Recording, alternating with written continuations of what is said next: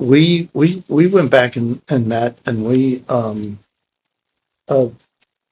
expressed the ideas that you brought to our attention last time, and asked if there was a willingness to, alter our position on wages again. And I'm not saying that it will never move, but there wasn't movement for this meeting today. Okay. And sometimes that's how that is. People are reticent to make two moves. I know you have in the past. You point that out to us, and we appreciate that. Sometimes it does happen, but we couldn't obtain authorization to do that today. Okay.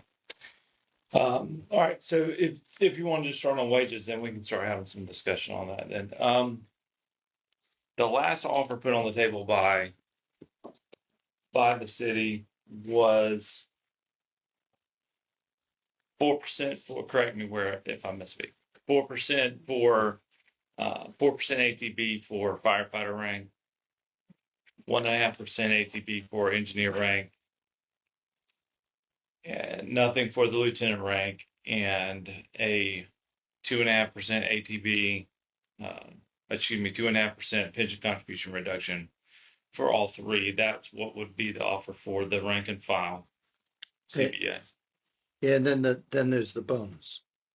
And the additional 500 for firefighter rank. And additional 500. Yeah. So it's additional 500. Keeping the 500, but as a one-time bonus for the other two ranks, and then changing it to 1,000 as a one-time bonus for the firefighter rank. Correct. Firefighter and engineer.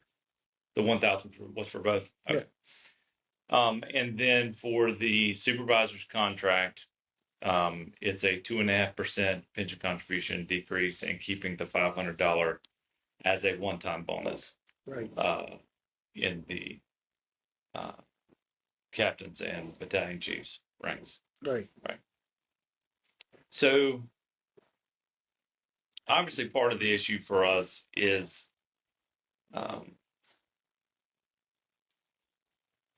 the idea that that we're at certain ranks going to take substantially lower than what has been done for general employees in order to shift money down to the bottom end.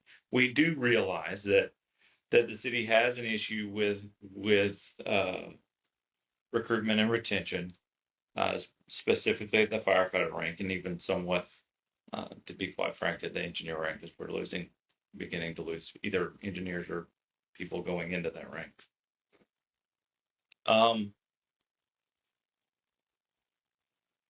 How do you rationalize that for the captains and chiefs bargaining unit,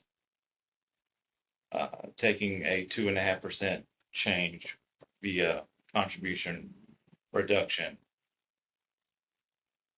when we're not seeing that above them within the department or around the city for what the city did for the increase at the lower end employees this past year? Yeah, there's a different perspective from our side. I can appreciate how you see it that way.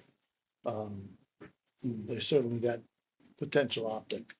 What we see is we are, our sort of starting point is the 2.5%, or whatever the reduction was in pension, and that was going to be what we were going to give to everyone. Through these negotiations, I think all of us have recognized and prioritized that recruitment and retention, firefighter rank and engineer rank needs additional revenue, resources, and additional attention. And so we don't see it as taking from one to give to the other or supplement the other.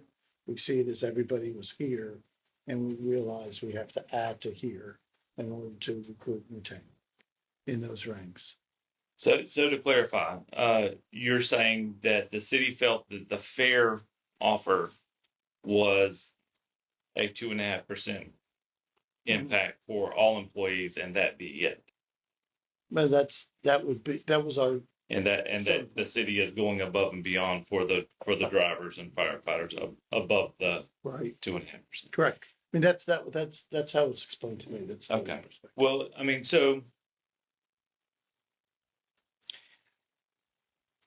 that's, to be quite frank, is even a more difficult pitch to the employee from the standpoint of, I'm going to tell you that the fair offer for firefighters was half of what general employees were getting for the year. At the beginning of our negotiations, that would be true. Yeah. Well, at the beginning of it for lieutenants, captains, and battalions. Right. Yeah, but at the beginning of the negotiations, it wasn't 2.5 to be fair. At the beginning of the negotiations, it was 1.7. But in negotiations, when you're dealing with these, you know better than I what the special magistrate looks at